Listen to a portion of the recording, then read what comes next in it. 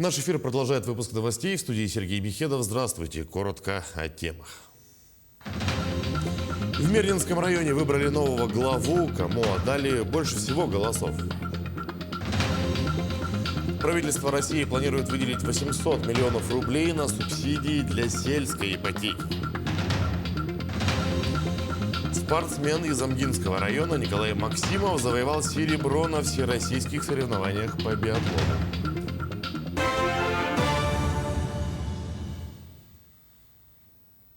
Александр Басыров победил на выборах главы Мирнинского района. За него проголосовал почти 41% избирателей, принявших участие в голосовании.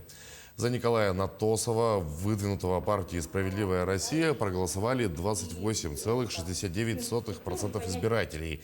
На третьем месте по числу голосов самовыдвиженец Георгий Колодезников, набравший 10,75% голосов. Напомним, накануне в Мирнинском районе прошли досрочные выборы главы. В голосовании приняло участие около 9 тысяч человек, что составляет 17,79% от числа избирателей. Жалоб и нарушений избирательного законодательства не зафиксировано. Правительство России планирует выделить 800 миллионов рублей на субсидирование сельской ипотеки. Об этом сообщил премьер-министр Михаил Мишустин.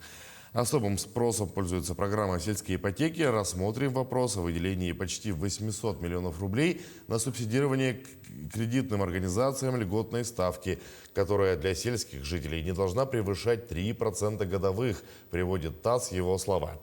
Отмечается, что программа сельской ипотеки уже помогла в текущем году улучшить свои жилищные условия 50 тысячам семей.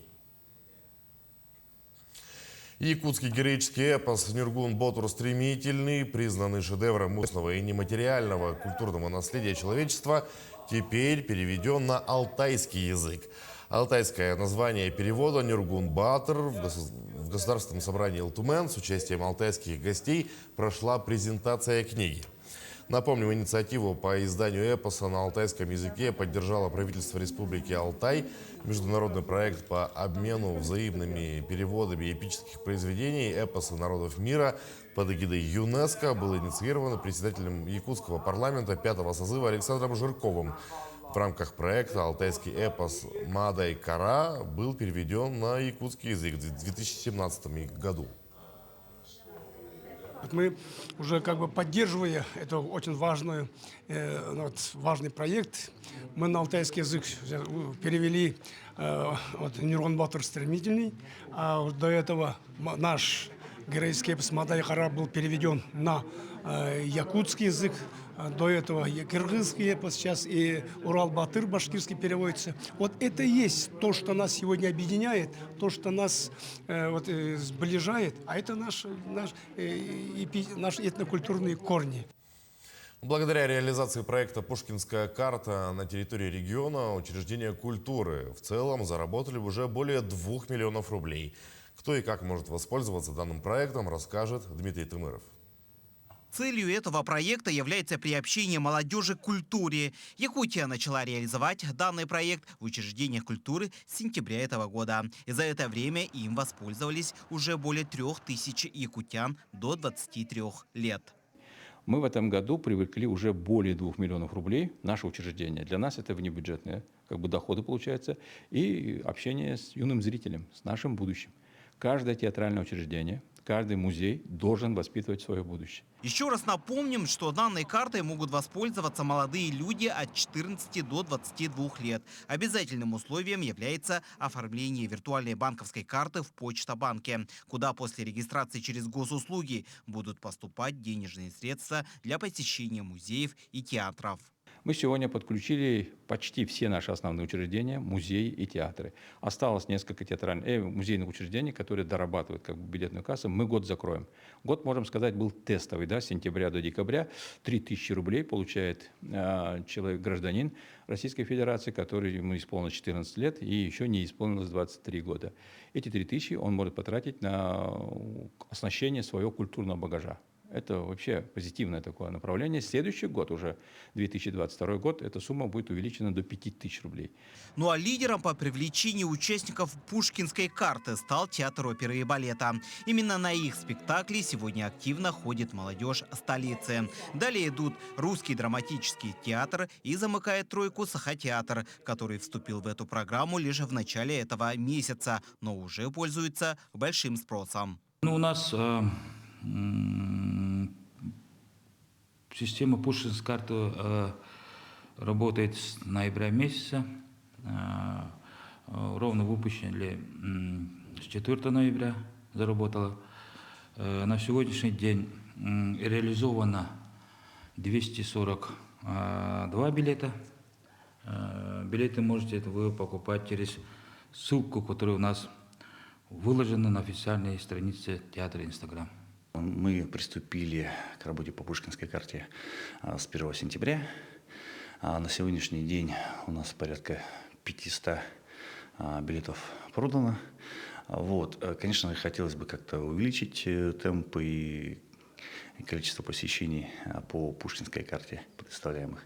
Ну, для этого мы делаем все возможное. На сегодняшний день у нас, к тому же, сейчас ведется работа над 2 премьерами. Первое – это, скажем так, это из категории детских спектаклей. Спектакль для семейного просмотра «Кентервильское привидение». Премьера состоится буквально 25 декабря. И готовим также еще подарок для наших зрителей. Это будет новый музыкально-драматический спектакль под названием «Машина времени». Среди музеев большим спросом пользуется Национальный художественный музей Республики Саха-Якутия. Ну а в конце хочется отметить, что в следующем году данный проект заработает и в районах республики. А это значит, что культура для молодежи станет еще ближе. Дмитрий Тымыров, Павел Пахомов, Якутск. Помочь детям с инвалидностью может каждый. Проект «Открытки добра» продолжает свою работу. Подробности у Надежды Саханской. Дети видят этот мир иначе, чем взрослые, и порой именно их, казалось бы, маленькие дела вносят большой вклад в благотворительную деятельность. Присланные детские рисунки превращаются в открытки, и вырученные средства от продажи идут на доброе дело. В прошлом году часть средств, которые поступили к нам от открыток добра, мы отправили на приобретение новогодних подарков. Те открытки, которые продавались в этом году, мы собранные средства направили на поездку в Великий Устюг для детей с инвалидностью. 5 семей поехало, и мы приобрели им билеты и путевки, чтобы они могли побывать на дне рождения у Деда Мороза. Это у нас традиционная акция, новогодняя сказка, и как раз-таки открытки добра помогли нам реализовать ее в этом году. Купив открытку, каждый получает возможность подарить внимание родным, поздравить друзей и коллег и заодно помочь фонду «Харысхал». Открытки по тематикам «Холод», «Север» и «Якутия» являются универсальными для всех адресатов по всему миру.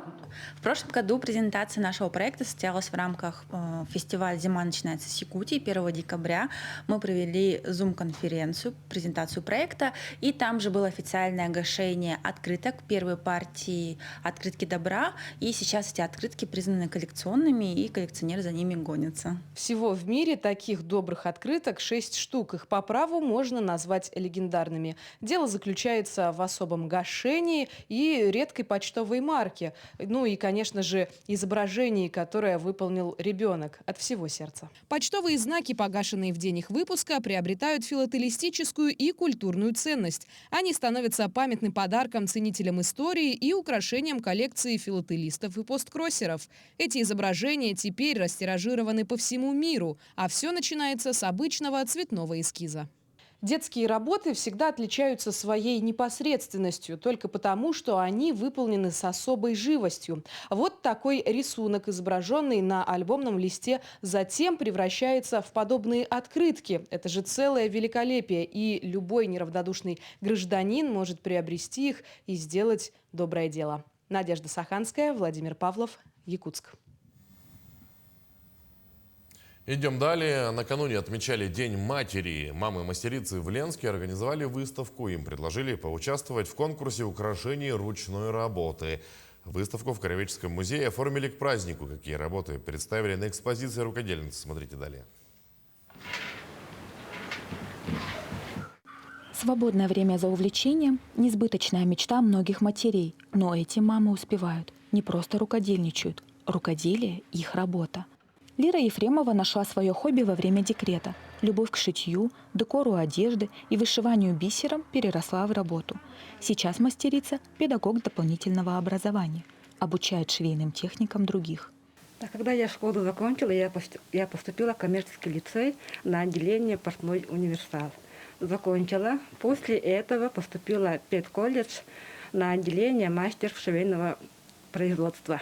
И закончила. Потом родила, на декрете сидела, и дочке я все время костюмы шила. Вот платье, нарядное платье я ей постоянно шила. В творческой студии «Шьем сами» 18 мастериц. Трудятся 8 лет. Отшивают якутскую национальную одежду, мастерят украшения из бисера. За это время рукодельницы выпустили 6 коллекций, поучаствовали в 10 конкурсах. Сейчас готовятся к районной выставке. У меня в руках якутское стилизованное нагрудное украшение, изготовленное за 10 дней. Его можно надеть на торжественный вечер с костюмом или на эссех с платьем халадай. Такое украшение, на мой взгляд, легко поместится в мамину шкатулку. «Сокровища маминой шкатулки» – так назвали выставку в музее Ленска.